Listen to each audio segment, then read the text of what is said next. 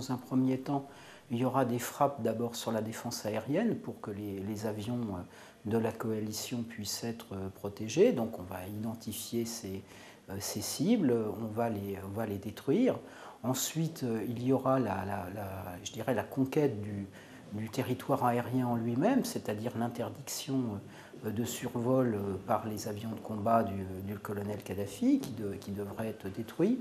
Peut-être il y aura des bombardements des pistes sur les bases aériennes pour éviter que ces avions puissent décoller. On peut penser qu'en une semaine, les choses pourraient être réglées. Cela étant, on a le souvenir quand même des opérations des frappes aériennes au Kosovo en 1999, où on pensait là aussi que les opérations se dérouleraient pendant quelques jours, et en fait, au bout de 2 mois, les frappes aériennes de l'OTAN continuaient et le pouvoir serbe était toujours en place. La riposte éventuelle du colonel Kadhafi, ce sera de toute façon d'essayer de détruire le plus possible d'avions de combat de la force de la coalition, peut-être en essayant de faire douter les opinions publiques des pays qui seront engagés dans les conflits si jamais il y a des morts, mais en réalité, il a quand même peu de moyens de pouvoir riposter, tout au moins sur un strict plan militaire.